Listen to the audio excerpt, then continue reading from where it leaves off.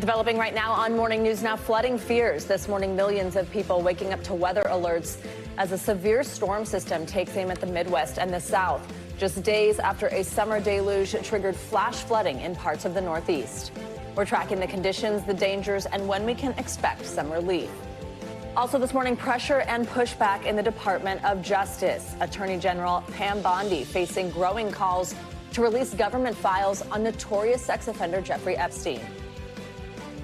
We should put everything out there and let the people decide it. There needs to be more transparency on this, and I think that will happen. And it's going to be up to her. Whatever she thinks is credible, she should release.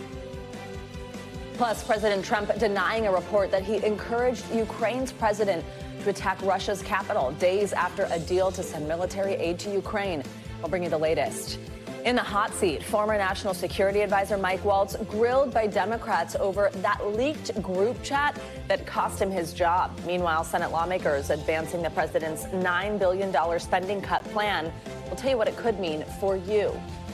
And Emmy excitement. The nominees are in for TV's biggest night with some fan favorites topping the list. We'll go through some of the biggest categories, plus the snubs, and even some surprises. Are you a Severance guy? I am not going to spoil anything. But 27 nominations for Severance. That's not a spoiler. Yes, I am. I know. I feel like the headlines out there. Yeah. And we don't know who won yet. Yeah. I loved season 1. Season 2 kind of lost me. But anyway, we'll get I'm with you. Season 1 was the best season so far. Good morning. I'm Sam Brock, by the way. We're not just talking Emmys. In for Joe today. And I'm Savannah Sellers. Thanks for starting your Wednesday with us. We're going to begin this morning with the continued dangerous weather across the country. Today, the severe summer storm threat is shifting to the south and the Midwest. Millions of people are under extreme weather alerts as storms threaten to bring high winds and hail to mountain states like Colorado and Wyoming, while hot, humid weather hangs over the east. And heavy rains threaten to trigger more flash floods from Florida to Louisiana. Savannah, it comes as those of us in the New York area are still drying out after record amounts of rain fell on Monday. 2 people were tragically killed in New Jersey when their car was swept away by floodwater below ground. Commuters capturing water rushing onto the subway platforms and even into the cars as the city saw the second highest amount of rainfall in a single hour ever recorded. Look at that vantage point through the car. Meteorologist Angie Lastman tracking it all for us, but we're going to begin with NBC News correspondent Shaquille Brewster. He's in Minneapolis this morning for us. Shaq, good morning. How's it looking there?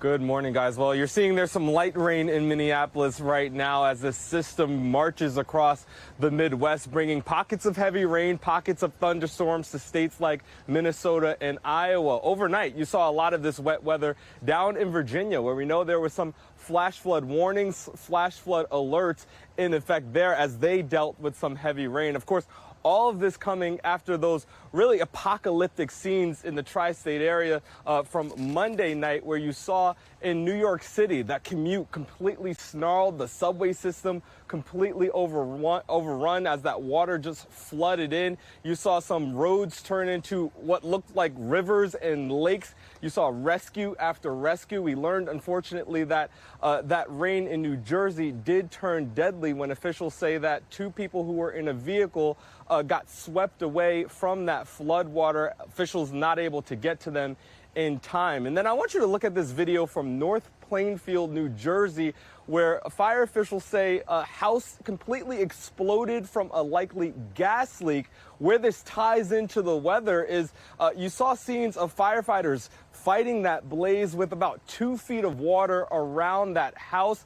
Officials say no one was injured, fortunately, because the family evacuated that home for higher ground hours before that house ended up exploding. So no injuries there, but you see those dramatic pictures. Of course, today this story will be the heat. You have about 70 million Americans facing some sort of heat advisory. That will be what many people out east experience. That heat that we were dealing with here in the Midwest yesterday and humidity is now heading your way. So folks are bracing for that. We know there's some alerts and advisories in the Boston area as folks are advised to watch out for those cooling centers and do what they can to stay cool and avoid that heat as others deal with more flooding. And then, of course, out west, you have those fires. So a lot of extreme weather situations across the country that we're following this morning, guys.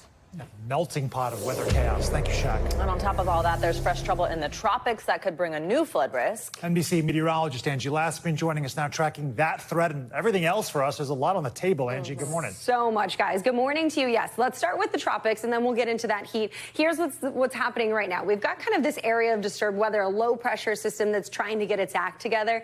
Eventually, it's going to move out over portions of the Gulf of Mexico. We know the waters are warm there, so we likely will see this system develop, maybe getting a name here in the next couple of days. Has a 40% chance of that happening here right now. But what we're really going to be watching is the additional rainfall that's going to work across some of those areas along the Gulf Coast in the coming days. Today being one of those days, specifically anywhere from the Florida Panhandle to Louisiana is where we're looking at the best chance of some of that heavy rain.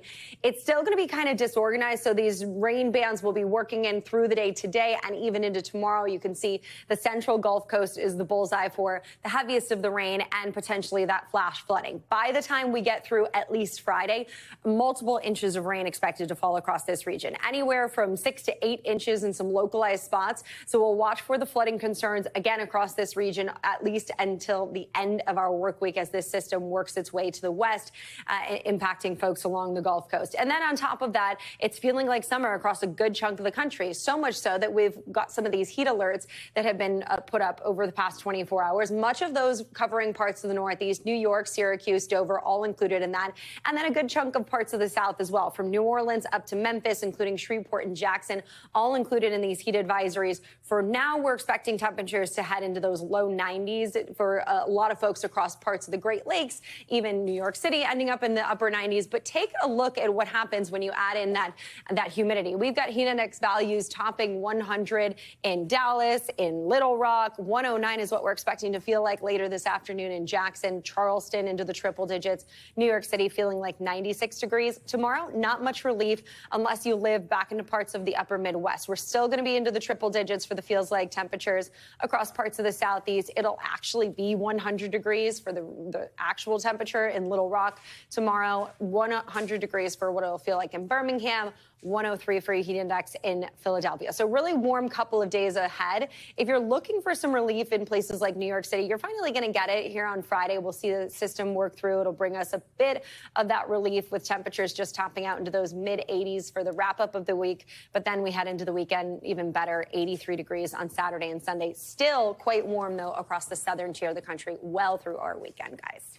All right, wow, a lot going on, but I'm happy that heat's breaking. Yes. It's been rough leaving Just a couple of days to wait. All right, thanks, Andrew. You got it. Weekend and almost there. Great Exactly. together. Thank you, Angie. Now to Washington, where the crack between the Trump administration and congressional Republicans is widening over the DOJ's handling of the case of convicted sex offender Jeffrey Epstein. As NBC News Chief Justice and National Affairs correspondent Kelly O'Donnell explains, now the top Republican on Capitol Hill is demanding the Epstein files be released. The MAGA movement's push for public disclosure of the Justice Department's files on notorious sex offender Jeffrey Epstein now includes a high-profile Trump ally. I'm for transparency. House Speaker Mike Johnson. It's a very delicate subject, but we should put everything out there and let the people decide it. A push for damage control from the president's own daughter-in-law, Lara Trump. I do think that there needs to be more transparency on this. And I think that will happen. Attorney General Pam Bondi tried to deflect Epstein questions. Nothing about Epstein. I'm not going to talk about Epstein. Reporters pressed her on new comments from President Trump, suggesting Bondi consider opening some files. She's handled it very well, and it's going to be up to her. Whatever she thinks is credible, she should release. The president said today you would release credible files related to Mr. Epstein. Are you prepared to do that, and when would you do it? Our memo speaks for itself, and we'll get back to you on anything else. That DOJ memo said it found no incriminating client list, no credible evidence of blackmail, and therefore no further disclosure. That stunned some Trump supporters because she had said this in February when asked about a client list.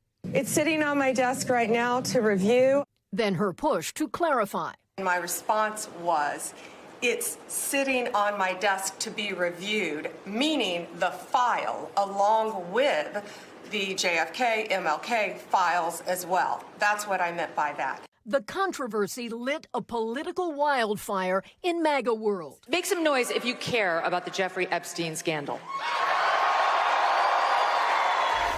The president also spoke to reporters on his way back to Washington, asked why his MAGA supporters are so interested in the Epstein files. The president says he doesn't understand it. At the same time, he said that any credible information, the public should be able to have it.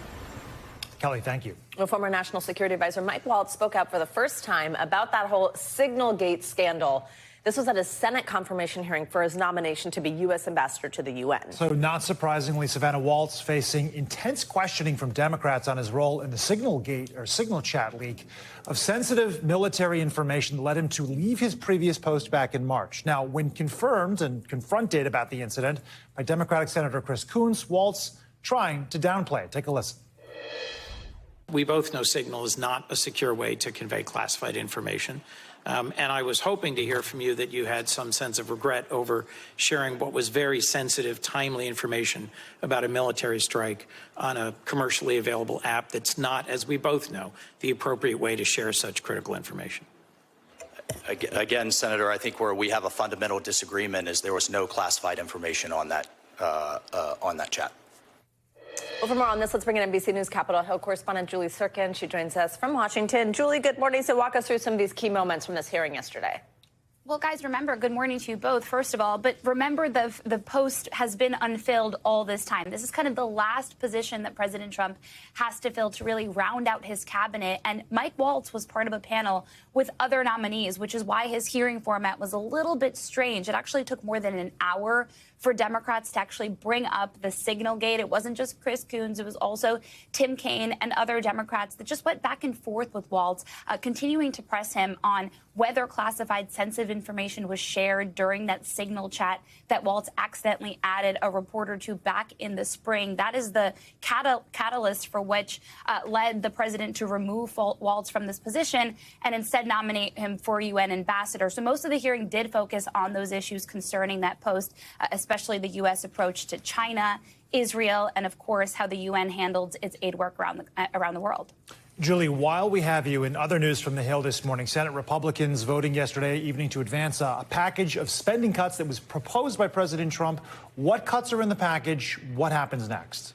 Yeah, this is definitely not the end of the road. They had to basically go around this procedural movement to get this out of the committee that processes a rescissions package. If President Trump manages to sign this, if it passes the Senate and the House by the end of this week, it would be the first time that the president has signed a rescissions package, which essentially means that they are clawing back the money that the government already appropriated for programs like NPR and PBS, public broadcasting, for other World Health programs. This is definitely a big deal because it's the first time that this is happening in decades, since the 1990s, you guys. And it's not without controversy. Some Republicans did vote against this first step, causing the vice president to break a tie. I'm talking about Republicans like Susan Collins, Lisa Murkowski, Mitch McConnell. Ultimately, though, Collins did manage to get funds for PEPFAR, the HIV and AIDS program that has saved millions of lives around the world. Those funds have been excluded from this package, meaning they will not be clawed back, but still a long road ahead for this $9 billion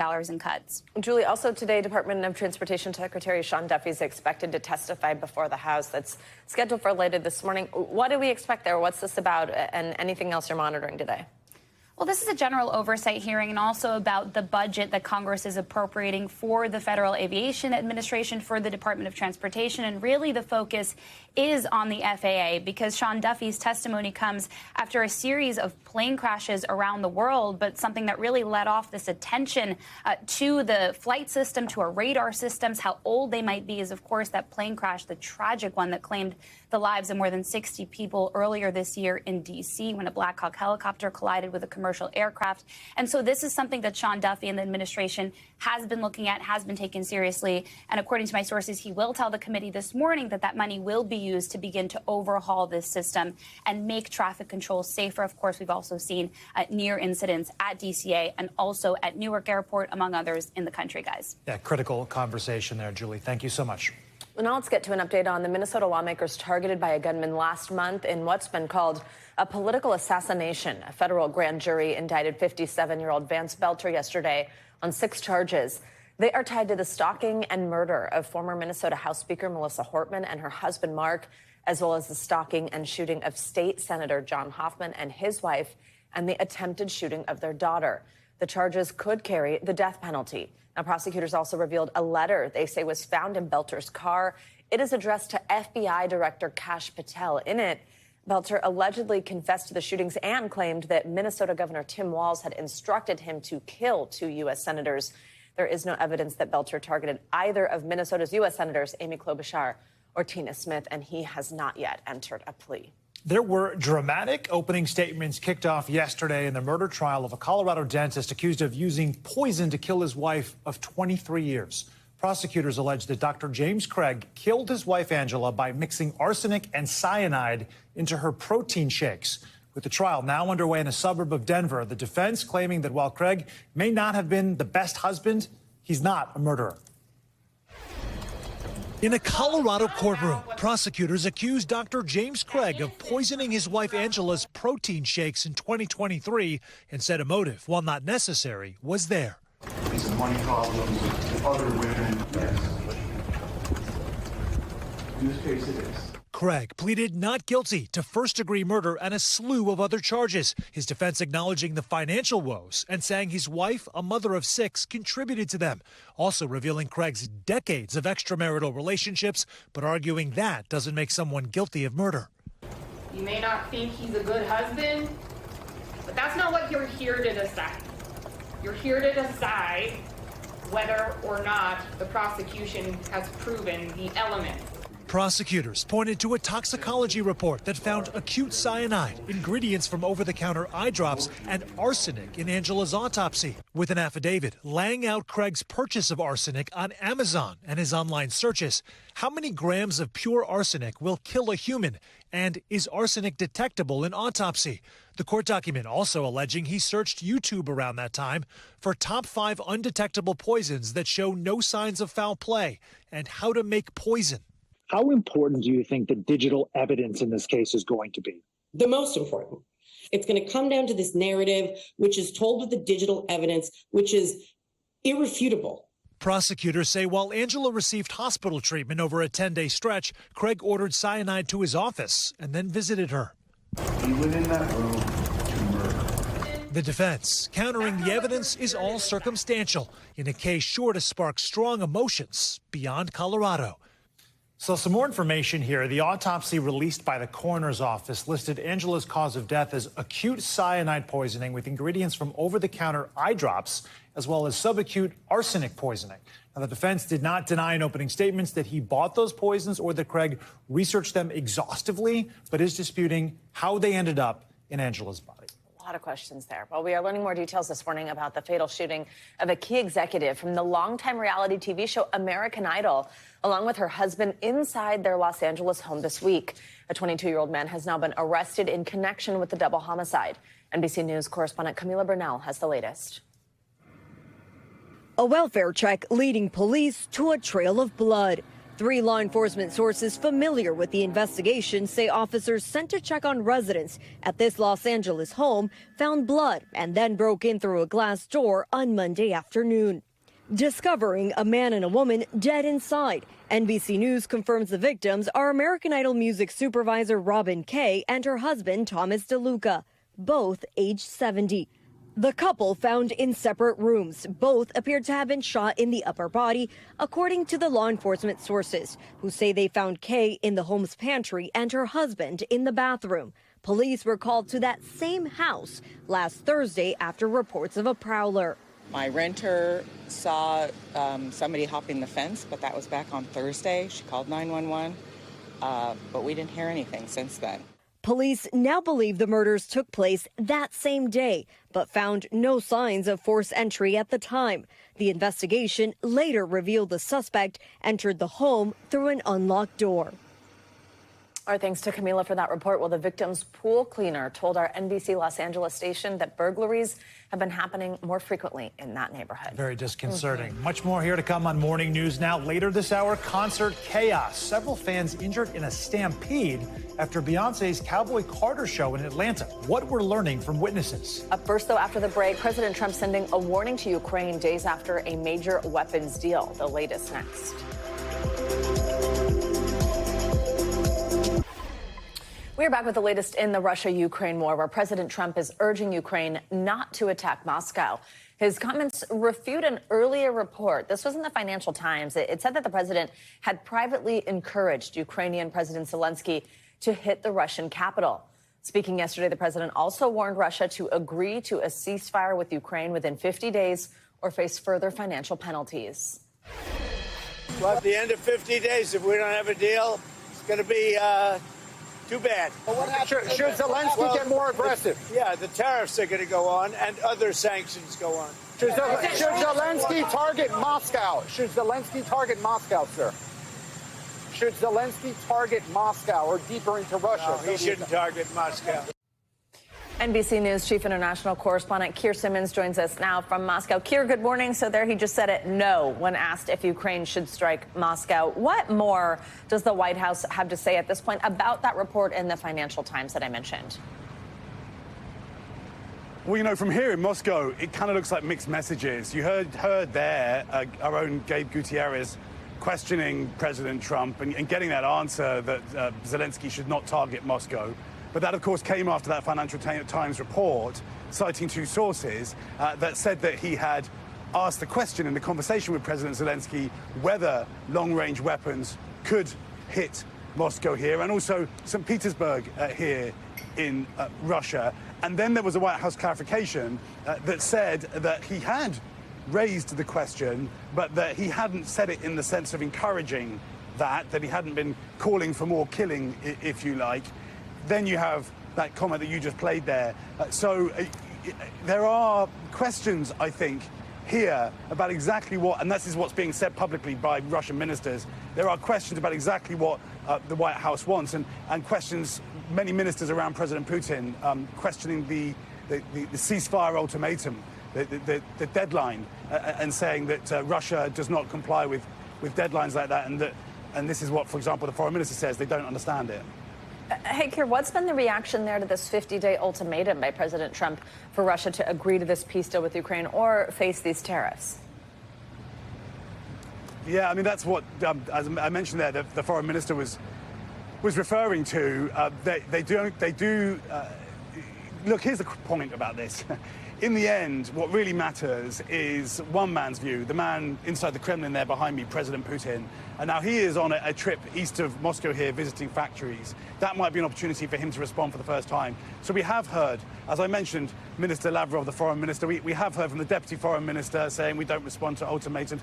We've heard just in the past few hours the Kremlin spokesman saying that they note President Trump's disappointment, but that President Trump should also be putting pressure on Ukraine. I would say all of these things are holding patterns until we understand what President Putin thinks, what he's going to say publicly. We do know this about him, though. He's not the kind of man who yields easily to pressure. Keir, I also want to ask, while we've got you, about this this plan for weapons for Ukraine, where NATO countries, they buy these U.S. Patriot missile systems and then pass them along to Ukraine, kind of like a middleman here. Some of these countries say they need more details on how exactly this is all going to work. It does sound a little confusing. What can you tell us about it? Yeah, well, President Trump, just in his latest comments, and it's interesting, isn't it? He's been talking a lot. President Putin back there in the Kremlin, or he's not in the Kremlin right now, but, you know, that's his office, obviously. We haven't heard from him. Quite a contrast.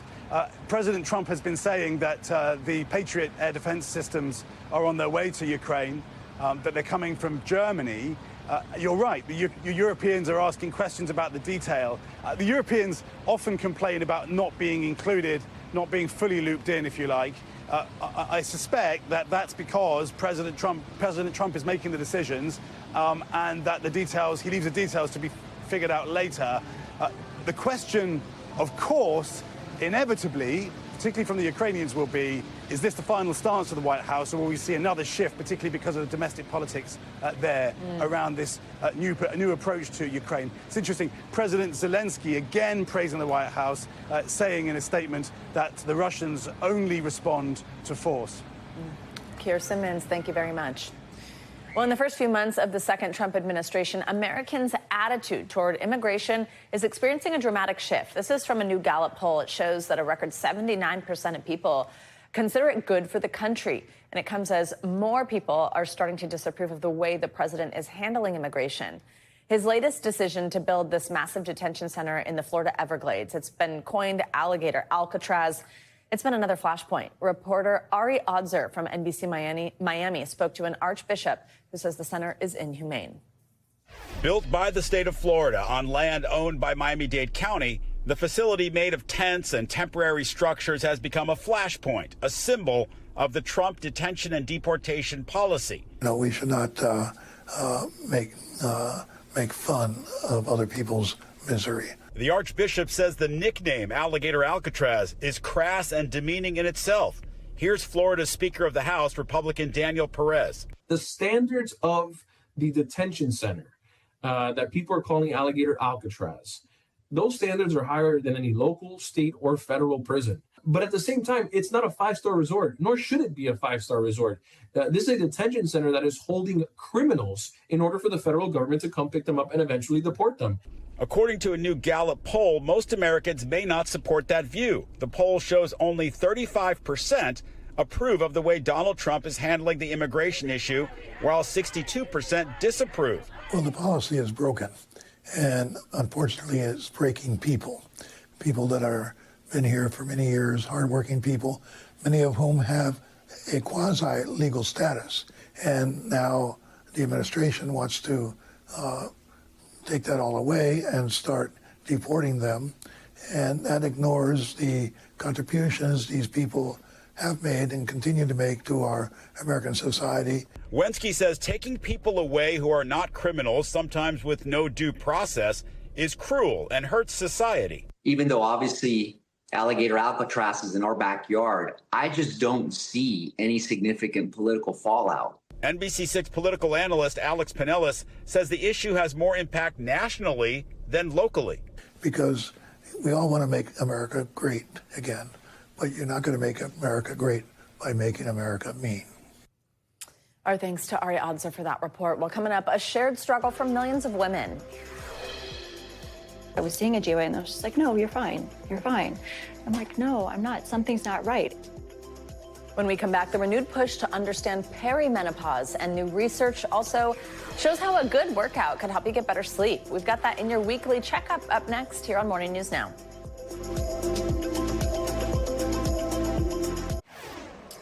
We are back now with our weekly medical checkup, and we've got some new tips on how to reduce side effects and stay healthy if you're using those popular weight loss drug medications. Plus, if you're having trouble sleeping, researchers say certain workouts could be just what you need. It's an interesting one. NBC News medical contributor Dr. Vin Gupta joins us to break it all down. Dr. Gupta, always great to see you. Good morning. So let's start on these weight loss drugs and these side effects that come with them, because so many people are on these. It can make it difficult for people, though, to want to stay on them or be able to stay on them.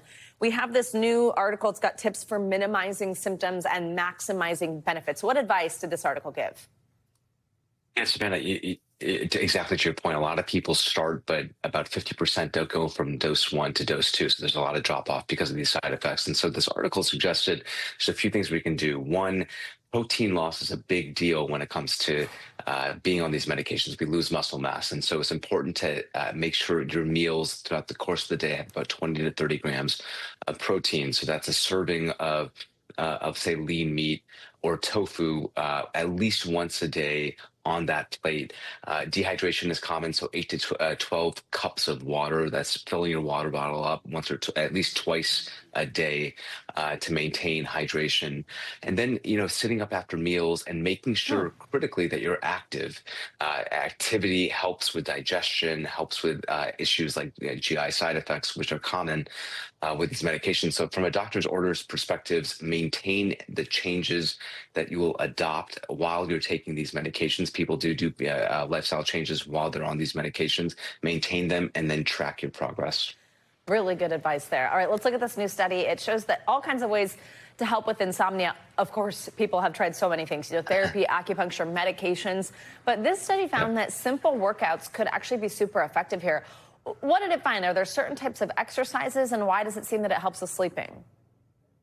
Yeah, this found that Tai Chi and yoga were actually the most effective, even 30 minutes a day, at promoting deeper sleep, Savannah. And so, we all want to sleep deep. We all want to, go to bed at night and wake up in the morning and not have sleep disturbances. And Tai Chi and yoga, and there was something about those specific exercises, deep breathing, just maybe the meditative aspects of it, actually help promote deeper sleep throughout the night. Jogging was good as well. So any activity, frankly, was great during the day. But Tai Chi and yoga were especially effective and improved sleep quality and duration by almost 2 hours. And so, really from a doctor's orders perspectives, you want to do controlled breathing throughout the day, or at least for parts of the day when you can, carve out time for some version of exercise. But Tai Chi and yoga, not exactly aerobic activity, but got the job done. And controlled breathing, really, really important, in addition to utilizing exercise from a doctor's orders perspective. All right, there you go. All right, finally, this last one, new research. It shows that playing a musical instrument could help protect your brain as you age. I feel like anything that kind of keeps you really thinking and has that like mind-hand connection might be good. But what are researchers saying about how music and maybe even taking up an instrument as you age might keep our minds sharp? Yeah, very interesting research here suggesting that as we get older, those that are musicians, they're actually compared MRI, functional MRI findings of our brain. So basically, how many parts of our brain are actually active and doing something? That's really what these functional MRIs can tell us amongst older musicians that are playing an instrument versus older people that are not playing an instrument. And frankly, Savannah, it found out that more parts of our brain are lighting up and are active if we're playing an instrument as we age. And so it's never too late. Doctors orders here, it's never too late to pick up an instrument and to try something new. But that really, I think the top line here, and we've talked about this through the years, if you're engaging your mind, whether it's playing an instrument, staying active, reading, engaging your mind, engaging your community around you, those things really keep you young, and that's what's helpful to deter, say, cognitive decline. We'll have a story coming up that I just did where even playing video games, doctors say, is good for the brain as you age. Again, kind of like using those different parts of the brain, keeping cognition going. Dr. Gupta, great to see you. Thank you very much. Thank you. Well, over the years, menopause has become less and less of a taboo topic, with more women speaking out about their experiences. Here's the thing, though. For many, it's actually the years leading up to menopause. That period is called perimenopause, and it can bring so much confusion and frustration. NBC News national correspondent Yasmin Vasugian sat down with women on that journey to talk symptoms, solutions, and the push for better care. Hot flashes, night sweats, moody. This is not me. For 61-year-old Dane, 46-year-old Allison, and 52-year-old Yashmin, the symptoms of perimenopause were pervasive. Sweating, and I'm hot, and then I'm cold. One of the symptoms I think that a lot of women talk about is brain fog. Oh, God, I had that. Literally, they said to you, it's being middle-aged. After suffering through a wide range of symptoms with little relief, they turned to Dr. Erica Schwartz for advice and found help through a combination of supplements and hormone therapy. Dr. Schwartz, a former trauma center doctor, turned her sights on women's health and specifically menopause care when she realized how little attention was focused on treatment.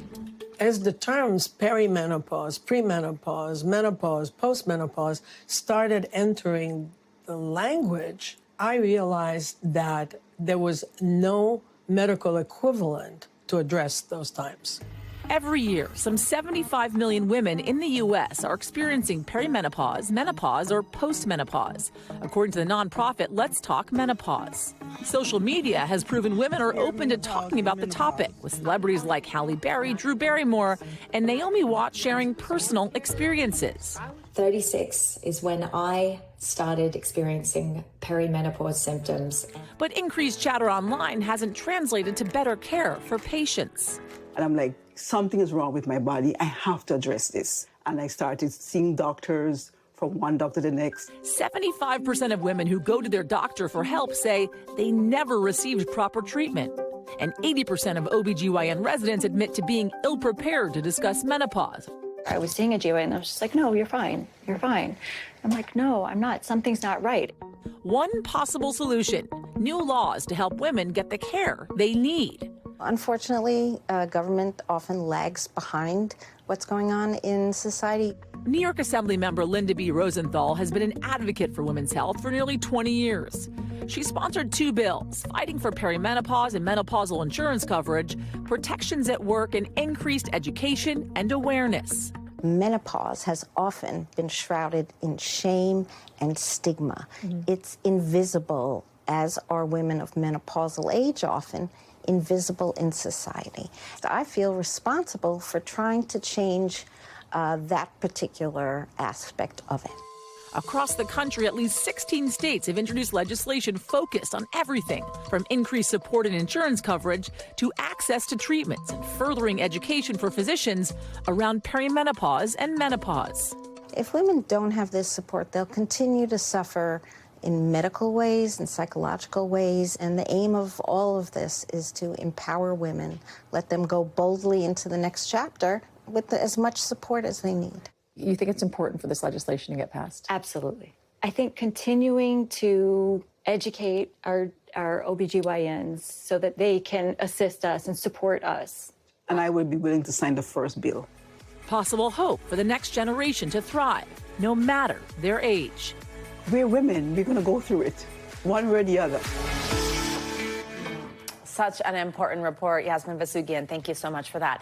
Well, coming up, a new older generation of gamers. You heard that right. More baby boomers are getting into video games. More on the trend that's taking hold of your Twitch stream. Plus, it was an epic failure that captivated so many of us. Now, the infamous Fire Festival brand has found a buyer. The latest is next. This is Morning News Now.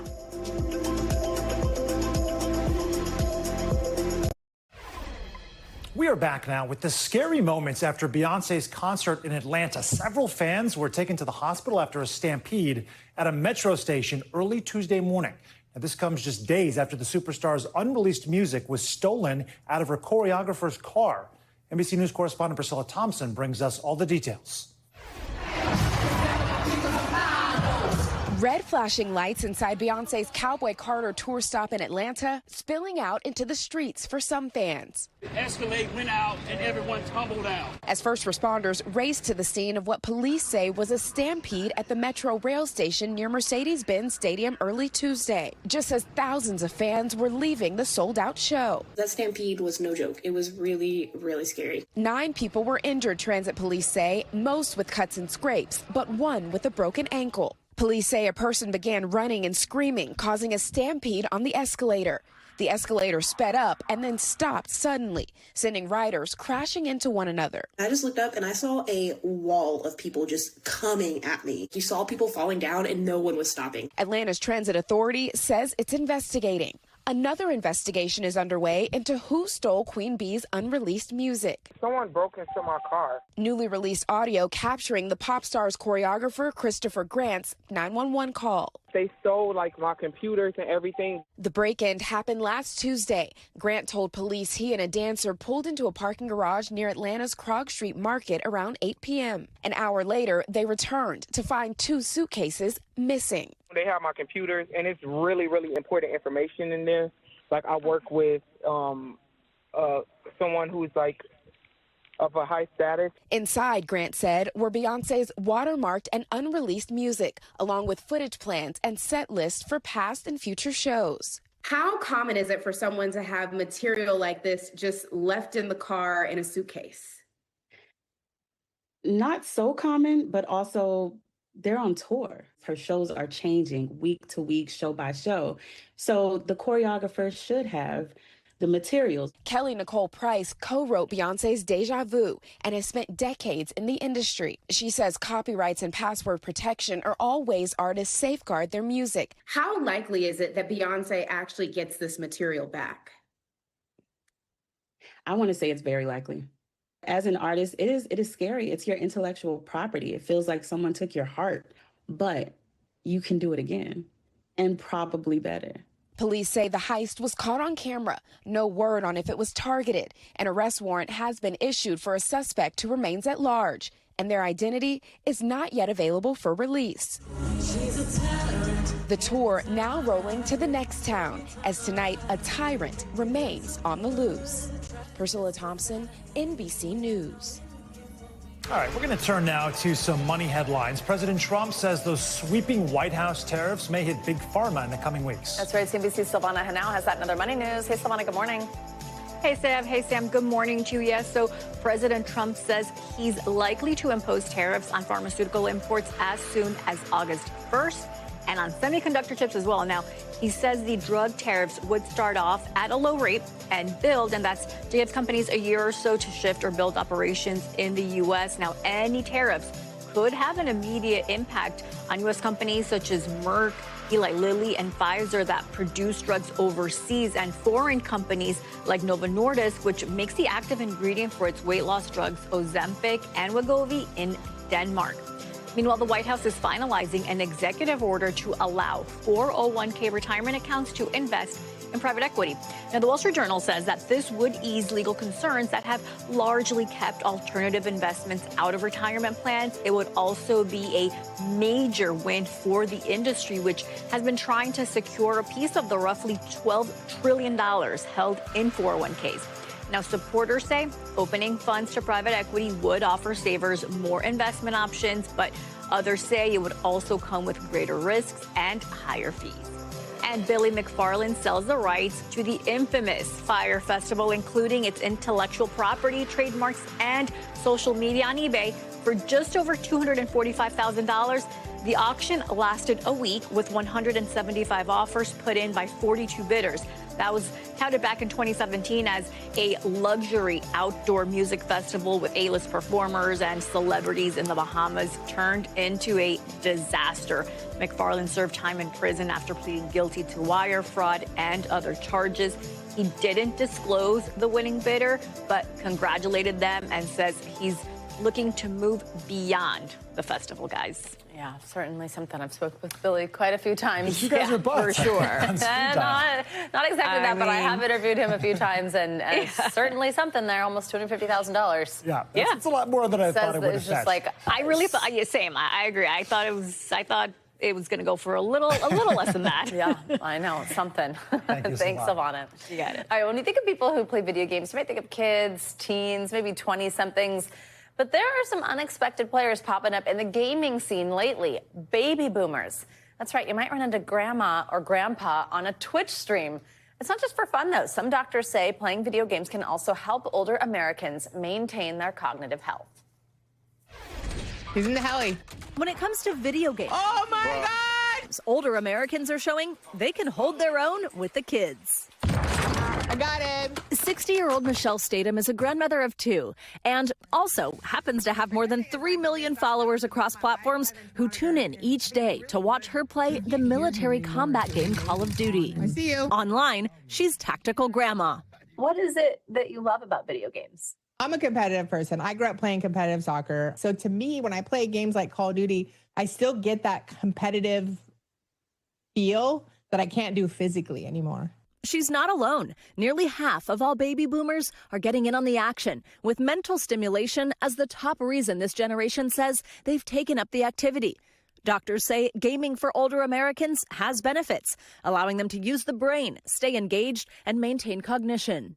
It helps your brain kind of keep firing those things that maybe you did when you worked. And if you're retired now, you may not be using those. And just if you play with people online, it's a fun way to connect with people as well. Research shows puzzles, skill and chance, and arcade video games are the most popular with older players. Do you feel that more and more older Americans are gaming?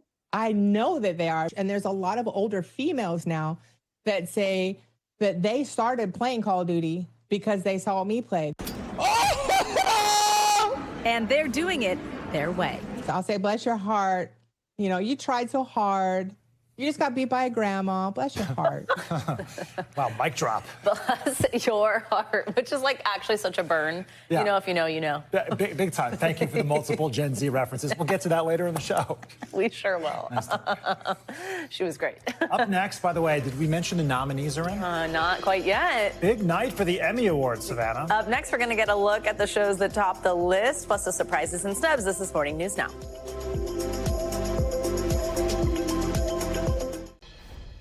And welcome back. The Television Academy announcing its nominees for this year's Emmy Awards yesterday, honoring the best in television. NBC's Mark Barger has some of the highlights from the drama and the comedy categories. Why did you do this? What is this all about? It was all about Emmy nominations for Severance, a front-running 27 for the Apple TV Plus series, including Best Drama and Lead Acting nominations for Adam Scott and Britt Lower. The Empire cannot win. But the Star Wars prequel Andor could.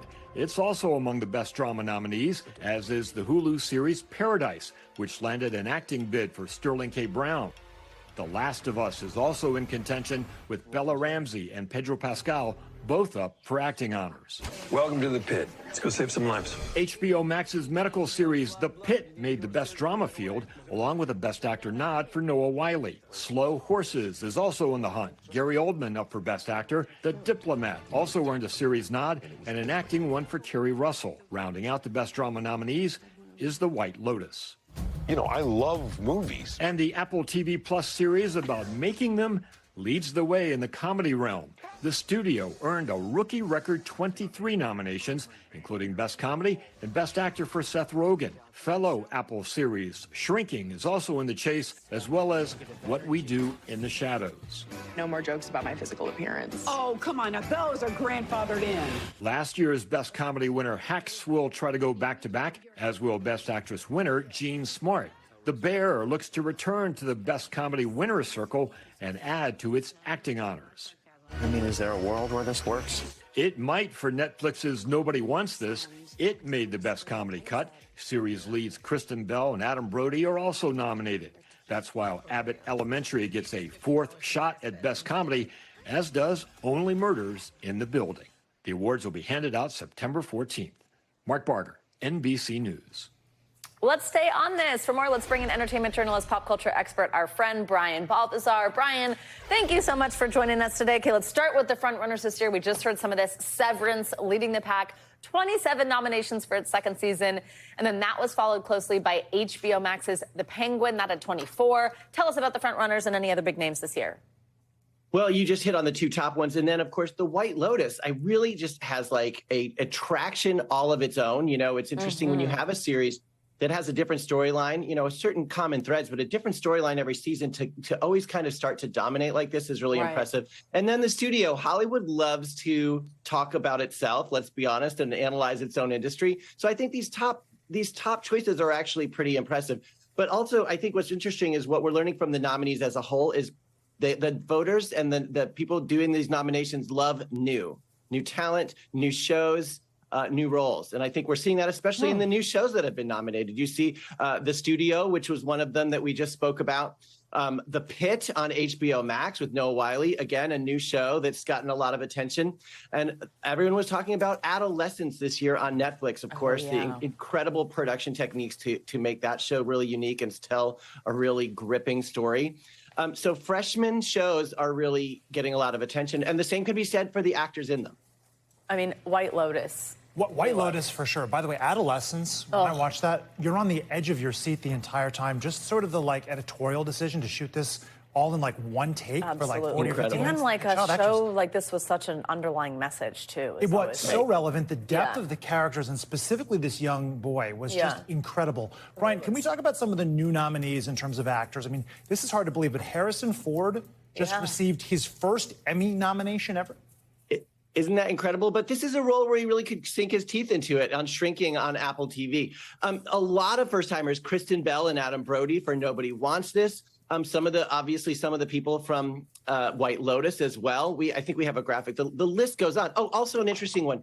Kathy Bates getting her first Emmy nomination in a lead at age 77 for Matlock. So there's a lot of great surprises when you see these first-time nominees. But For every person that gets nominated, there's someone who gets shoved off the list. And I don't like to talk about snubs, but I do like to talk about them when it means that we're heralding great work that unfortunately in this case did not get recognized. And there were quite a few of those. Also, Amy Lou Wood, right, from the White Lotus. Amy Lou Wood, again, yes. from White Lotus, a great performance there. But then you look at Patrick Schwarzenegger in White Lotus, which I thought his was, okay, here we have some of our first-time nominees. Oh, I have to give a shout-out to Jeff Hiller. I don't know if you've seen Somebody Somewhere, but that is an incredible series. You will binge watch the whole thing. Right.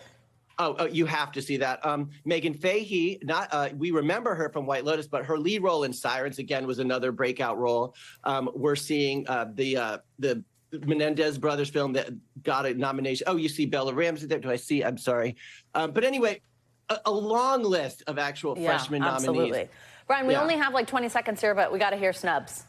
Okay, Patrick Schwarzenegger, I think that was a real disappointment because I think he was one of the breakout stars of White Lotus. Totally agree. But also, when you think about the final season of, oh my gosh, Elizabeth Moss. Elizabeth Moss has put an amazing performance for Handmaid's Tale, and that was overlooked. Renelle Zellweger, Megan Stelter. Wow, love it. Brian Balthazar. Always good to chat with you. Always brings it every single time. He really does. And a big day with Emmy nominations. And thank you, Brian. The best Blazers you will see on television. That's so true. Thank you, Brian. That does it for this hour of Morning News Now. Stay with us, though. The news continues right now.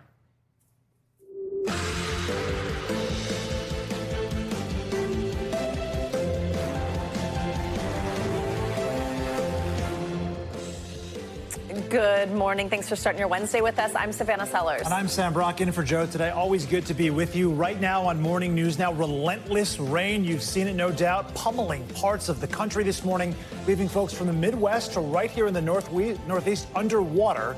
Mother Nature morphing roads into rivers next door in New Jersey, and the danger is not over yet. Angie Lastman is tracking all of it in just a moment.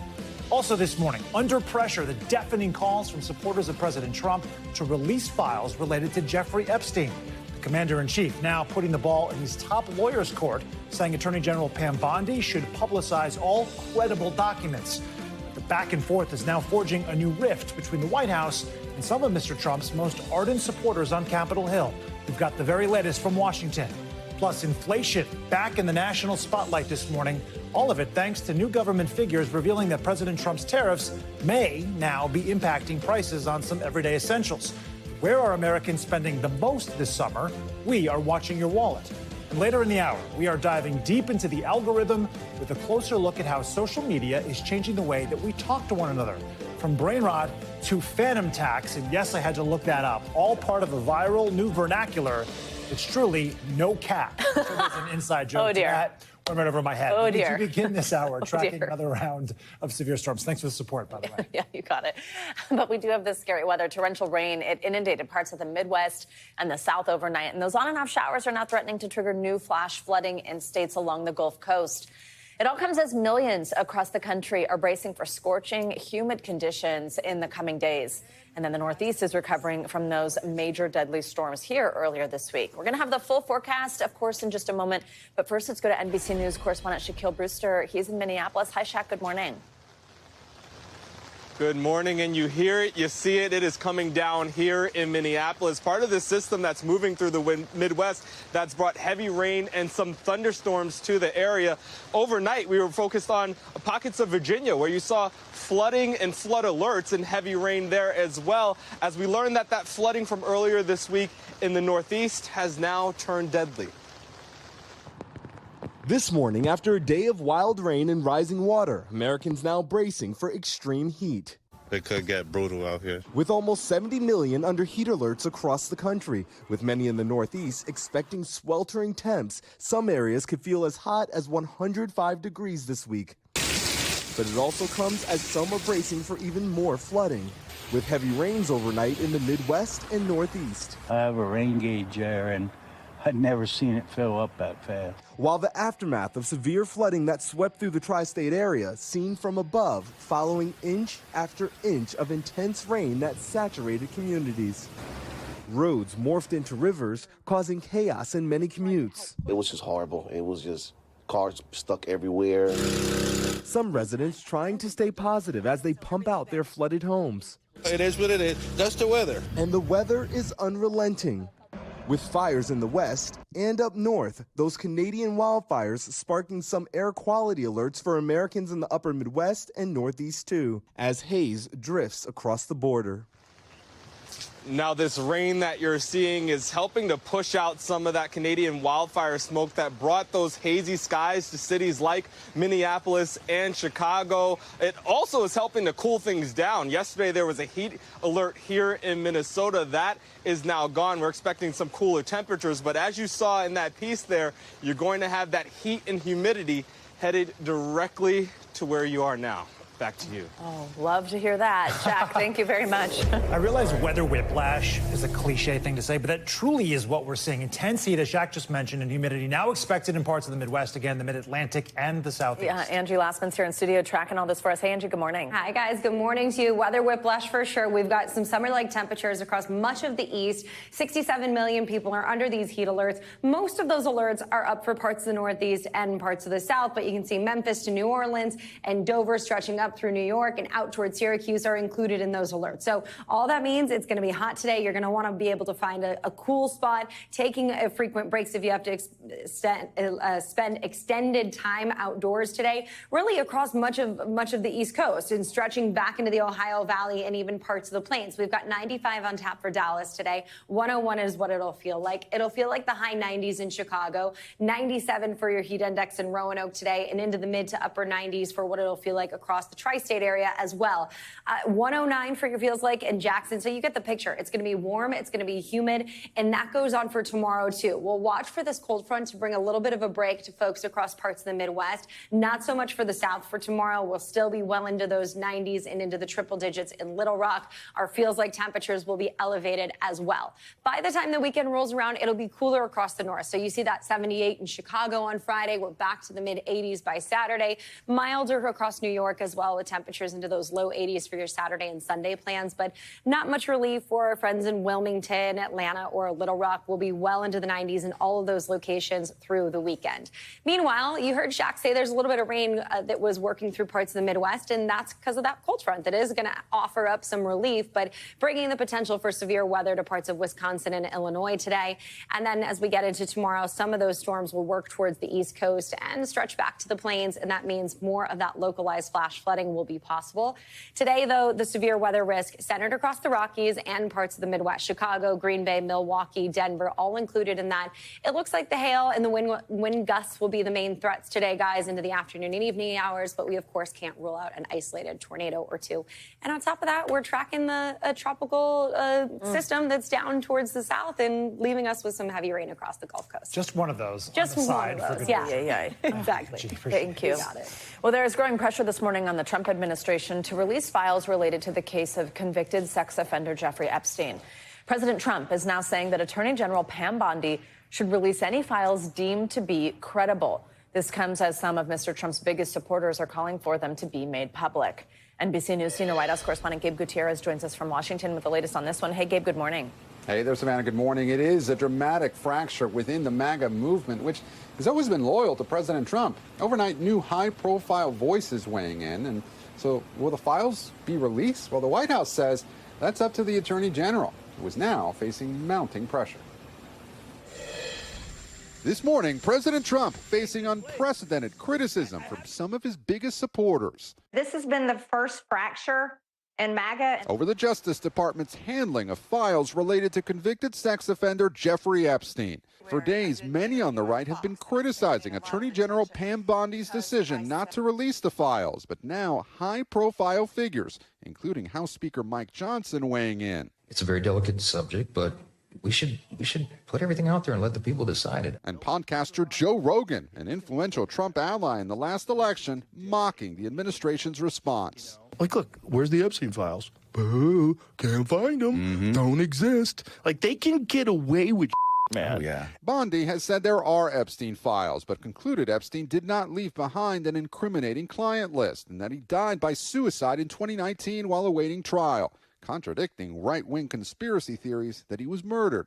Rogan criticizing Bondi and FBI Director Kash Patel. Kash Patel said there's nothing you're looking for. Oh, okay.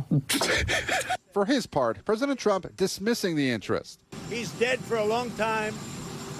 He was never a big factor in terms of life.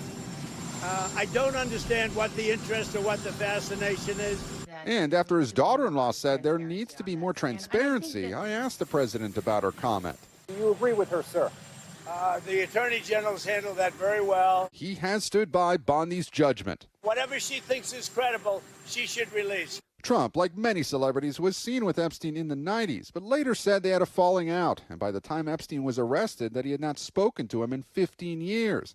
Asked about Bondi's review. Did she tell you at all that your name appeared in the file? No, she's given us just a very quick briefing, and in terms of the credibility of the different things that they've seen. The Attorney General yesterday deflecting questions about the controversy, but asked about those calling for change at the Justice Department. I'm going to be here for as long as the president wants me here. Speaker Mike Johnson also signaled he'd support having Epstein accomplice Ghislaine Maxwell testify before Congress, saying he's for transparency. Maxwell, meanwhile, is serving 20 years in prison for conspiring with Epstein. Her family is now speaking out, arguing she did not receive a fair trial and hoping the Supreme Court will hear her appeal. Savannah? All right, Gabe, thank you. Covered a lot for us. No doubt. This story, by the way, just continues to escalate. For more on this, let's bring in NBC News senior national politics reporter Jonathan Allen. He's also the co-author of the New York Times bestseller, Fight Inside the Wildest Battle for the White House. Jonathan, good morning. Thank you for joining us. We just heard in Gabe's piece that Congresswoman Marjorie Taylor Greene is calling the fallout over the Epstein files, quote, the first fracture in MAGA. Why? Can you contextualize this for us, Jonathan? Why is this the subject matter that's sort of breaking the straw on the camel's back when it comes to fractures within MAGA?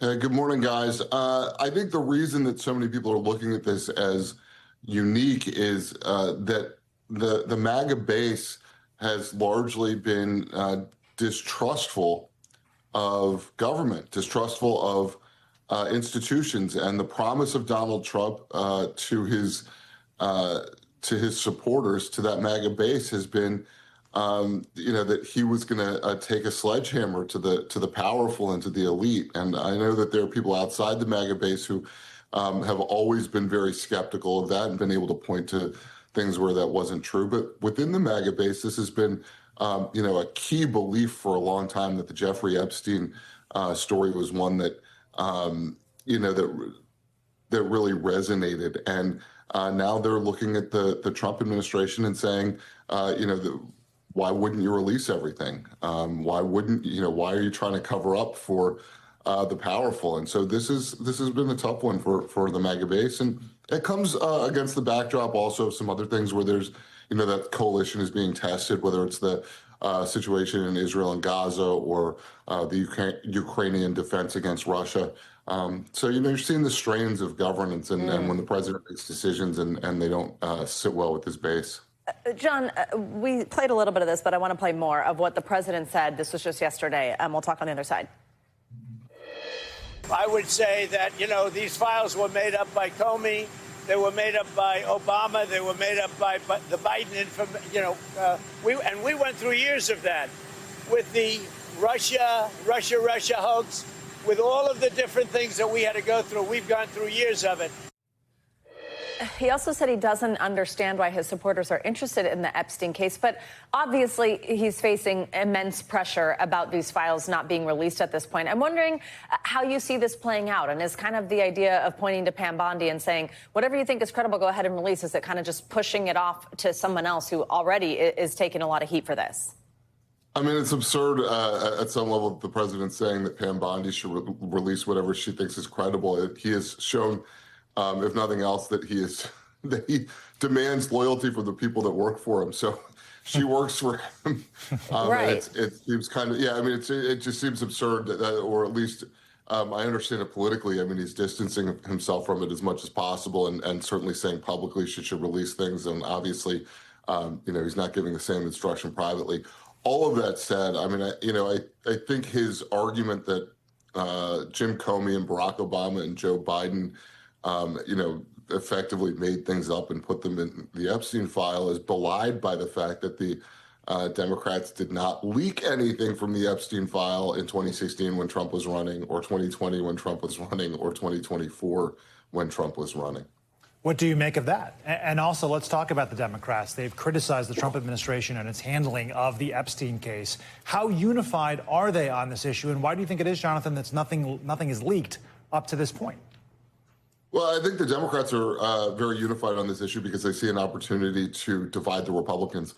And, you know, it's certainly the case where I think most of those Democrats are you know, a little bit tongue in cheek or, you know, a little bit, you know, winking and nodding at each other because they don't think there's anything in the Epstein files that's actually harmful to any of the politicians. You know, at least in terms of, I mean, nobody has come forward with any allegation that Donald Trump or any other high-ranking politician was part of a child sex trafficking ring with Jeffrey Epstein. So I think the Democrats are exploiting a political opportunity here in the way that they think the Republicans have done with you know, wild conspiracy theories in the past. Yeah, kind of interesting. Just stand back and watch the show, so to speak. Thank you, Jonathan. Well, President Trump has said Ukraine should not target Moscow if it gets long-range weapons. The president made the comments after a report in the Financial Times claimed he had privately encouraged President Zelensky to strike the Russian capital. NBC News chief international correspondent Keir Simmons joins us from Moscow on this. Hi, Keir, good morning. Hey, Savannah, good morning to you. And there is still no response in public from President Putin to that ceasefire ultimatum from President Trump. Russian ministers have been saying that they do not accept the deadline. But in the end, what really matters is the view of the man inside the Kremlin behind me there, President Putin. Meanwhile, President Zelensky again praising the White House for its new approach to Ukraine, saying Russia only understands force. This morning, as Ukrainian firefighters battle the aftermath of another Russian airstrike, President Trump says he hasn't spoken with President Putin. He says he wants peace. He does. So far, it's all talk and no action. Since setting his 50-day deadline, aiming to force the Russian leader to compromise. A lot of opinions change very rapidly. Might not be 50 days. Might be much sooner than 50 days. He says Patriot air defenses, new weapons for Ukraine, are on their way. They're coming in from Germany. The United States gets paid back in full. While the president insisting Ukraine must not target Russia's capital if it gets long-range missiles. After the Financial Times reported, citing two sources, he asked President Zelensky, can you hit Moscow? The White House saying President Trump was merely raising a question, not encouraging further killing. Outside the Kremlin, Russians responding with defiance. Does it scare you? No. Why not? Why it should scare me? We used to say that Trump and Putin had like kind of a friendship, but now clearly I think they don't. One Russian we met, a student in Moscow, admitted to some apprehension. And I actually seen the drones one time, and this long-range missiles step is, I think, yeah, it's alarming. Those Ukrainian drones continue to hit Russia this week, but Ukraine has been bombarded by Putin's forces. In the past few hours, the Russian leader's spokesman telling state media the Kremlin notes President Trump's statements expressing disappointment, whilst hoping Trump will put pressure on the Ukrainian side too. Back in Moscow, we found Russians hoping for an end to the war. I believe in peace between Russia and America. But for now, their voices are fading.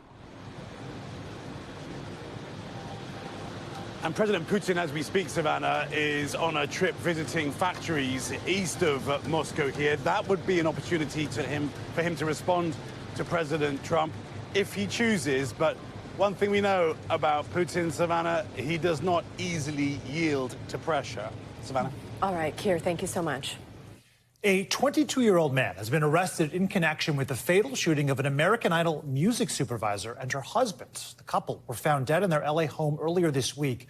We're now learning more about details of what happened behind the scenes there. NBC News correspondent Camila Bernal joins us from Los Angeles with the very latest developments. And this has been a really unsettling story. Camila, good morning. It has. Hey, Sam, good morning. Police now identifying the 22-year-old suspect that's in custody as Raymond Budarian. Authorities believe he was able to get into the house through an unlocked door, killing that couple after a confrontation. And now police saying this could have been a random attack. This morning, police in Los Angeles are trying to determine why someone would murder a beloved American Idol executive and her husband. Friends and family had not seen Robin Kay and Thomas DeLuca for days. Police were called to their Encino home for a welfare check on Monday and made their way in after discovering a trail of blood at the couple's front door. Inside, they found the husband and wife murdered in their own home. We are shocked. We're very shocked. Law enforcement sources telling NBC News Kay and DeLuca, both 70, were found shot to death and were likely dead since at least last Thursday. But the sources say there were no signs of forced entry. Overnight, police announcing they arrested 22-year-old Raymond Budarian. Authorities believe he may have been attempting to burglarize the home, entering through an unlocked door, and was inside when the couple came home. A violent struggle ensued between them and the suspect. The LAPD says he shot both victims multiple times before fleeing on foot. The American Idol community is a tight-knit one here in Los Angeles, and seeing that news this morning just stunned everybody. Shirley Halpern is the co-editor-in-chief of The Hollywood Reporter. Robin Kay was very smart, a huge music fan. She had a really difficult job that wasn't in front of the camera or even behind the camera necessarily. It was getting permission to use famous songs on American Idol. I fell into a burning ring of fire. Kay was part of the show for 15 seasons, logging more than 250 episodes. American Idol now mourning the loss of one of its own, writing in part, "Robin will remain in our hearts forever, and we share our deepest sympathy with her family and friends during this difficult time." And we also learned that weeks ago, Kay was concerned for her safety and contacted a private security company, according to the owner who spoke to KNBC. The neighbors now extremely worried and shocked. One even saying they'd seen someone hopping that fence on Thursday. So far, no charges have been announced. Sam? You can understand their concern. Camila, thank you so much. There's much more to come on this hour of Morning News Now, including the latest numbers on inflation and where Americans are shelling out more cash in the wake of President Trump's tariff tirade. But first, after the break, the Colorado dentist accused of killing his wife by poisoning her protein shakes. We've got all the latest details from court next.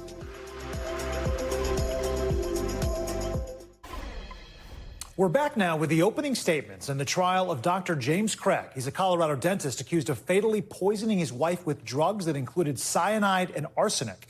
Now, Craig's defense team arguing he may not have been the perfect husband, but they say he's no murderer. In a chilling sequence of courtroom accusations, Colorado prosecutors making their case against Dr. James Craig. He went in that room to murder, to deliberately and intentionally end her life with a fatal dose of cyanide. Opening statements of the murder trial coming more than 2 years after his wife Angela, the mother of their 6 children, died after fighting a mysterious illness.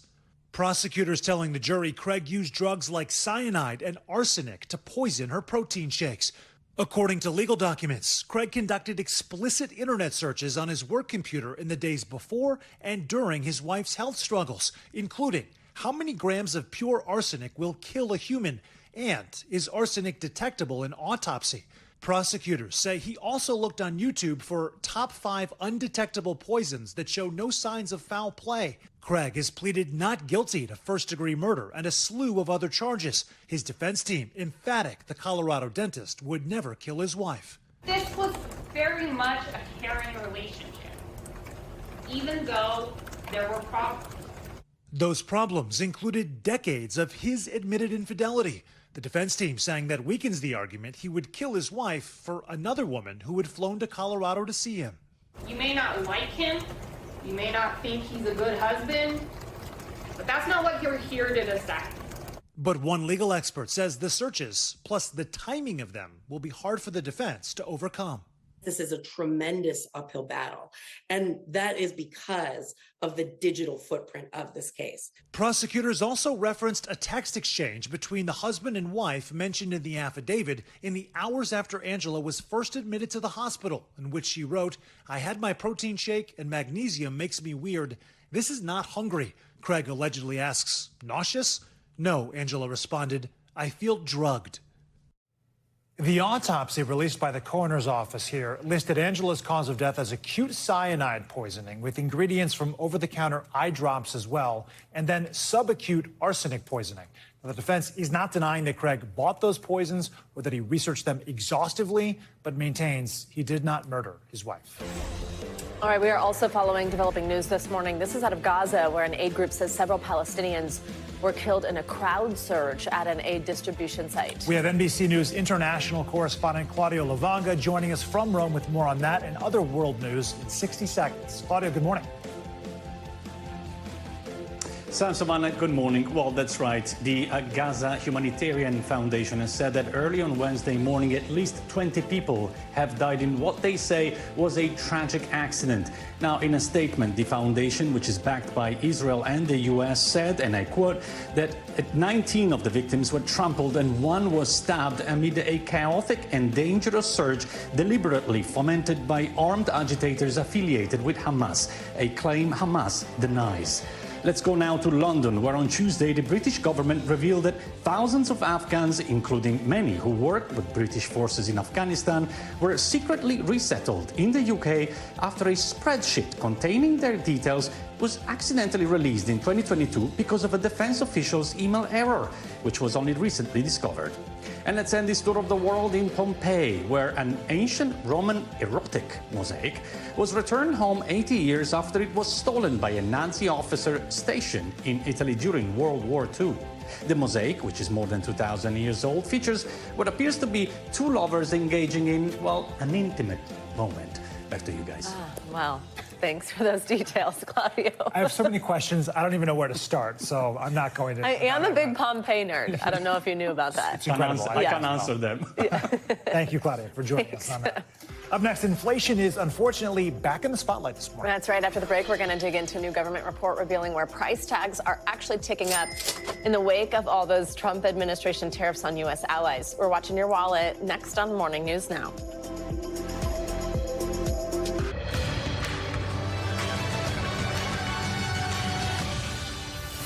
We are back now with a closer look at what's making news in the world of politics this morning. The dramatic moment tells you so. Dramatic I can't music. Get over the music. I know. Thank you for spotlighting that. With progressive heavyweight Alexandria Ocasio-Cortez taking the Democratic Party's newest rising star under her wing. That's right. NBC News Capitol Hill correspondent Julie Sirkin has the latest on this and other headlines. Hey, Julie, good morning.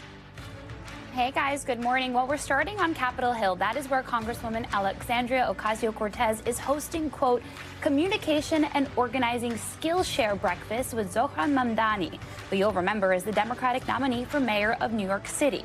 AOC endorsed Mamdani early on, but not everyone in the party is as welcoming to Mamdani, who is the self-described Democratic socialist who easily beat Andrew Cuomo and others to secure the top spot in that race.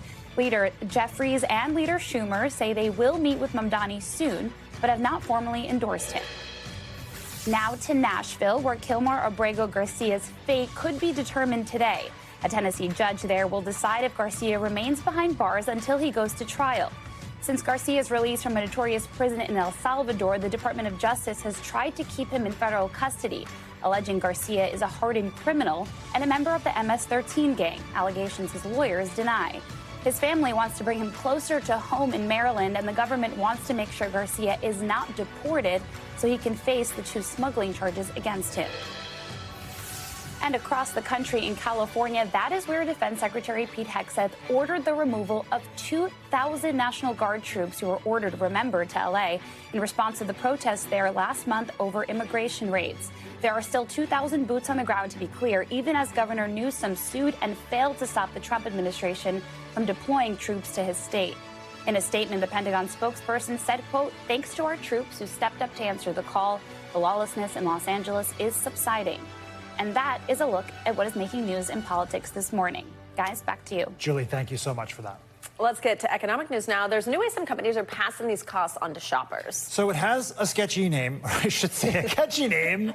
I think of sneakers, but it's sneakflation. That's why that came to mind. Anyway, NBC News senior business correspondent Christine Roman. It's also a little sketchy. It's kind of sketchy. I'm not saying it's sneaky sketchy. and catchy. It's all those things. Tell us all about it. We love a good buzzword around here, don't we? Right. We love a good buzzword. Good morning, everybody. Look, this is what we're talking about. We're talking about higher prices being passed on being passed on to consumers, right? And we've seen inflation numbers start to tick up again. And so here are some of the sneaky ways that companies are trying to pass along those costs to you. When did you have to be willing to spend almost $10 on Oreos to get a deal? The cost of living, issue number one for American shoppers. And new data from the Bureau of Labor Statistics showing inflation is creeping back up, rising 0.3% last month, up 2.7% from a year ago. And in turn, driving up the costs of some linens, video equipment, clothes, furniture, and toys. Appliances jumped too last month, by the most in that category since 2020. It may be early evidence that steep tariffs are showing up in your family's bills. The numbers tell us that inflation and especially the tariffs are starting to bite.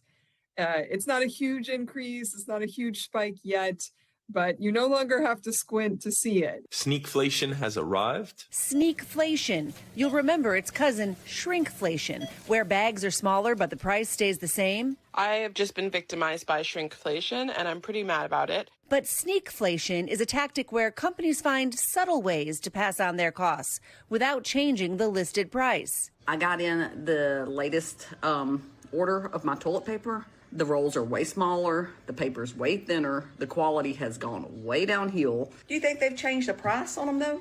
Mm-mm. Like lowering the quality of the product, shortening return windows, and ending free shipping. But consumers are noticing the hidden prices and pressing pause on their spending. In a recent survey of online shoppers, more than 30% of respondents delayed purchases due to uncertainty over prices. A new Federal Trade Commission rule went into effect back in May, cracking down on tactics used to hide total prices from consumers, like adding hidden fees. And with inflation rates likely to keep increasing over the next few months, experts anticipate businesses will find new, sneakier ways to pass the costs of tariffs on to consumers. Just go back to the basics of being a shopper, being a good bargain hunter. You really have to sit there and look again, who has the lowest price, and is this actually a bargain? All right, Christine, you were just giving us some really good examples. What are these other ways that we might not be perceiving that we are taking those costs on, but we actually are? Yeah, so we're all addicted to free shipping, overnight shipping, or 2-day shipping, right? You probably will start to see that go away because that is a cost that consumers, the shoppers bear. Now maybe you're going to have to pay a bigger basket size. You have to spend more money to get overnight shipping, or you won't at all. You'll get something next week. Another thing that they could do is they could probably put on extra shipping costs. Really check to make sure that there aren't extra costs, the import costs that are being added for imported goods. Return windows will probably be shorter. I have been noticing that, and I you? keep missing the window, and then you have to get a gift card to the place, and you're like, Yep. Return windows are going to be shorter. I mean, any way that companies can squeeze, there are higher costs in the pipeline, right, for anything that's imported into this country. So they're going to try to find ways to offset those costs. We're very price sensitive, consumers are, so they don't want to raise prices if they don't have to. This is like the last resort, would be raising the actual value or price of the underlying product. But it's going to happen, right? It's inevitable. You can't just keep nipping away at the corners before eventually that has to come to fruition. They'll nip away as long as they can, and then the prices start to rise. And we saw in the inflation report yesterday, prices are starting to rise. Christine, true pro. Thank you so much. Thank you. Well, health news now. And for years, vaccine skeptics have spoken out about the use of aluminum in immunizations, blaming it for a string of serious conditions. Yeah, but this week, a new international study has revealed that there is no link between aluminum and vaccines and an increased risk of 50 chronic conditions, including asthma and autism. All right, a lot to dig into here. NBC News medical contributor Dr. Kavita Patel joining us now with more details from this study. Dr. Patel, good morning. Let's start with the reason that aluminum is now being used in vaccines to begin with, and why is it needed? Yeah, let's cover the basics. Why do we even have it and which vaccines have it? So aluminum salts, which is what we're talking about, are specifically used to help recognize the antigen. When you give someone a vaccine and you give a shot, it helps the body recognize and say, hey, here's an antigen, start developing an immune reaction so that in the future you can cover and prevent that disease. It's really meant to help you use less dosing and fewer shots. So overall, a good thing. And then let's talk about what it's not. It's not in every vaccine. It's in very specific vaccines, diphtheria, tetanus, polio, hepatitis, Haemophilus influenza. It's not in some of the live viral vaccines that have been topics of headlines lately, Sam and Savannah, like measles, mumps, and rubella. Dr. Patel, so researchers, let's talk about this. There's more than 1 million people here in Denmark for this study. What were the biggest takeaways? Biggest takeaways, because this is one of the largest observational studies. So let's just be clear about the method. They really just observed over 20 years, over 1.2 million children, and then followed them about 8 years after they had had their vaccine. So this is a long observational study, decades long, and it can really look at different age cohorts, different, as you mentioned, 50 chronic conditions, and then anything else that you didn't intend to measure. They can also take note of that because they follow the children for so long, and they saw no increase or no association with vaccines and aluminum exposure and any of the chronic conditions. And so this isn't a perfect study, but it is the largest one we have, and it does exceed all the evidence we have in the United States. Dr. Patel, as a doctor, what is your message to parents or to adults who are concerned about children receiving vaccines with aluminum in them? I think most important thing, Sam, is just what we covered, what they are. These are not the aluminum metals. I think people just think of aluminum as equivalent. These are aluminum salts. They're not even captured kind of in the blood that you would measure after a vaccine. And so I try to just reassure what it is and what it isn't. I also do some comparators. Over the first 6 months, which is when you have a lot of vaccines for kids, 4 milligrams of aluminum is probably the cumulative dose. Compared to that, in breastfeeding, you get about 7 milligrams of aluminum. So this is something that we see. And then I also stress, follow the schedule, talk to your pediatrician, talk to me, your primary care doctor, and then think about the diseases you're preventing. I ticked off a number of them that are pretty important: diphtheria, tetanus, polio. The detriments and the devastation from those diseases far outweigh and exceed anything that we might see. And again, this Danish study shows that we haven't seen anything yet that we would report to parents to be concerned about. So important, and it's such a conversation right now, too. I've been seeing a lot of this on TikTok kind of rearing its head again. Dr. Patel, thank you so much. Thank you. Well, coming up, get ready for this. We are slinging slang on this hour of Morning News Now. I'm really glad you prepared me for that. After the break, how social media is shaping the way each generation talks and what exactly it takes for a viral phrase to break into the mainstream. No cap, my friends. Stay with us. We are back with a look at one of America's most iconic couples and their enduring legacy. This is really special. So John F. Kennedy Jr. and Carolyn Bessette Kennedy captivated the world before their death 26 years ago. Now, as a younger generation celebrates them online, the fascination surrounding them continues to this day.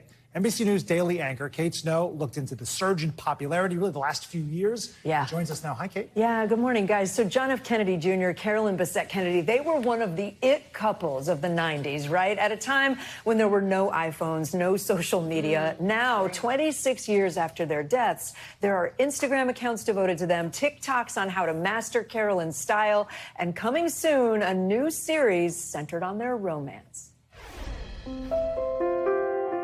John F. Kennedy Jr. was the closest thing America had to a prince. From playing in the Oval Office to the poignant salute at his father's funeral, his life was documented from the moment he was born. My family photo album in my head is shared by a lot of people. It's an unusual sort of connection to have with other folk. How was the honeymoon, John?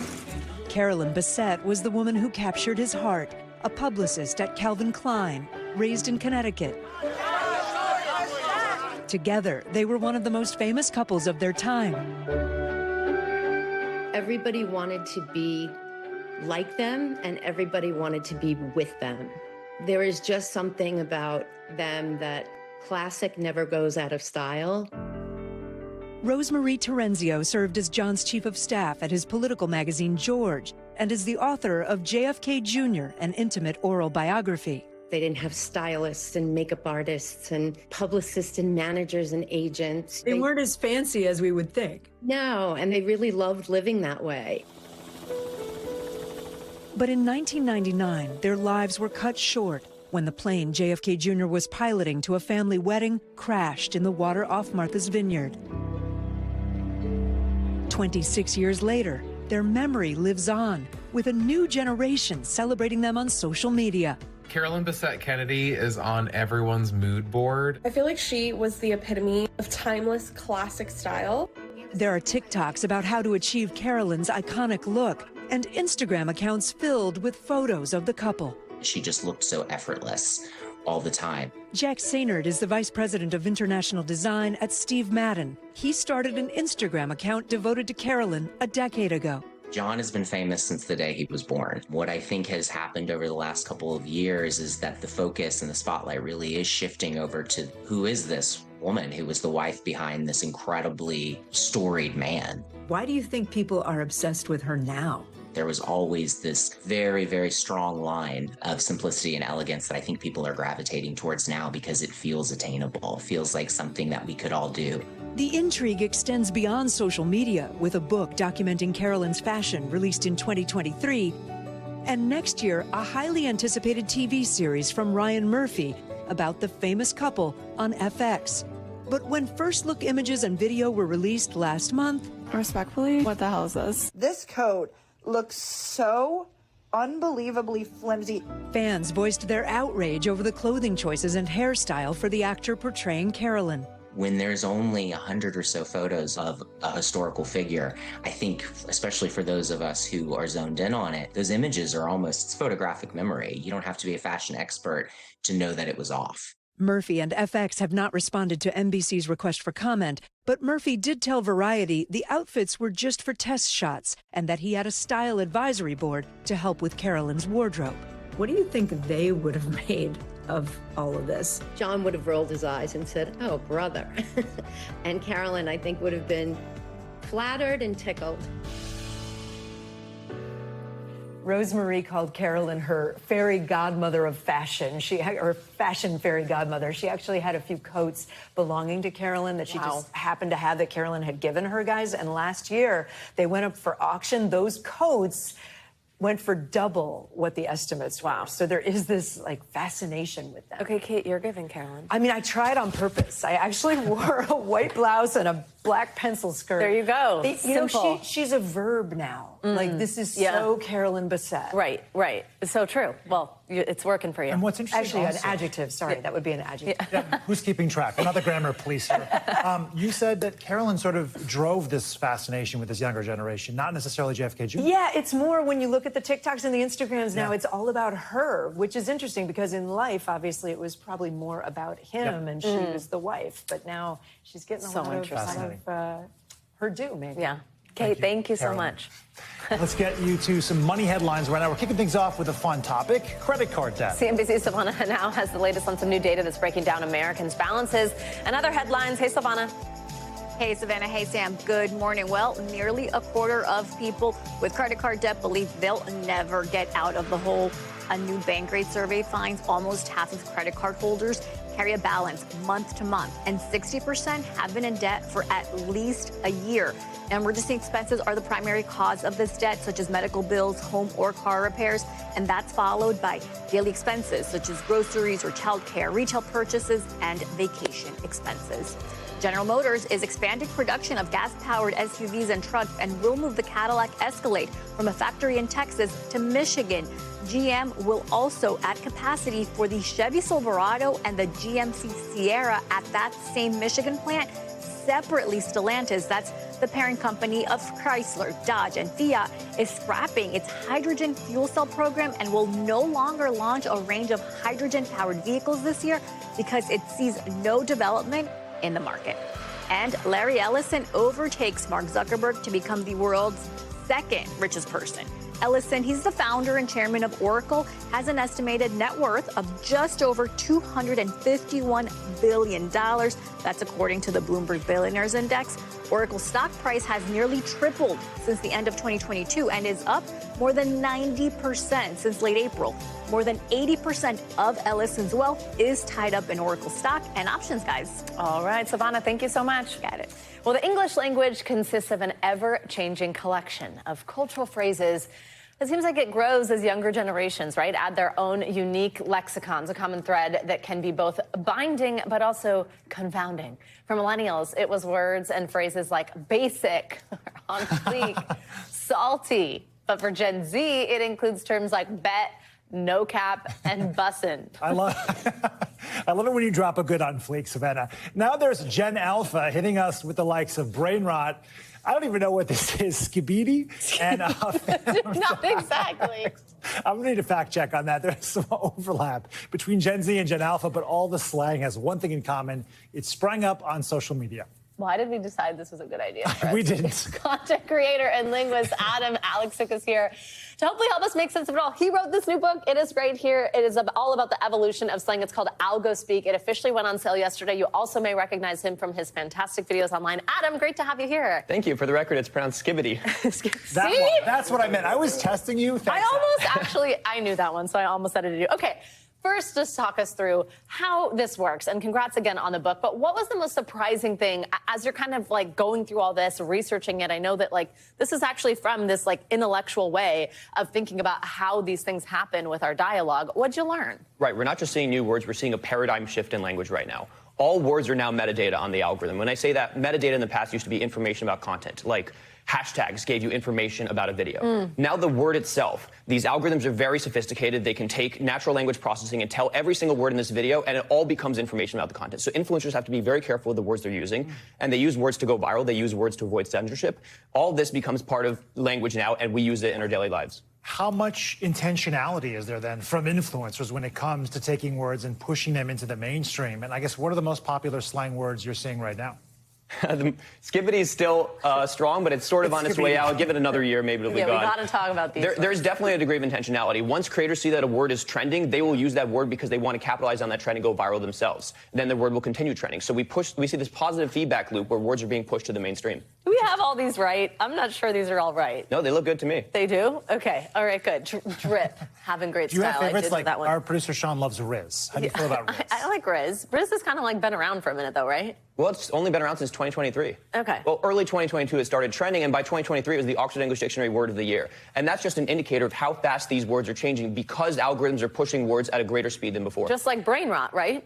Brain rot was the Oxford English Dictionary Word of the Year for 2024, and that was sort of circulating on 4chan message boards since like the mid-2010s and then really hit the mainstream. For people who may think like this is silly or it just makes them totally lost in a conversation, there is more at play here, right? I mean, this really says a lot about what social media does to the real world, how it's sort of, it's not just this thing on your screen. I mean, it impacts how we communicate with each other. I think language is a proxy for culture, and the conduits of language change are also the conduits of what cultures are affecting us right now. We see a lot of slang coming from 4chan. We see a lot of slang coming from African-American English. It's very important to pay attention to these things to see where we're going as a society. More importantly, I think we're seeing a lot of slang that's deliberately meant to grab our attention because our attention is being commodified in social media. What is the life cycle of one of these words because the way you're describing it, it seems like this is sort of in and out like pretty quickly. Well, famously, skibbity still is around.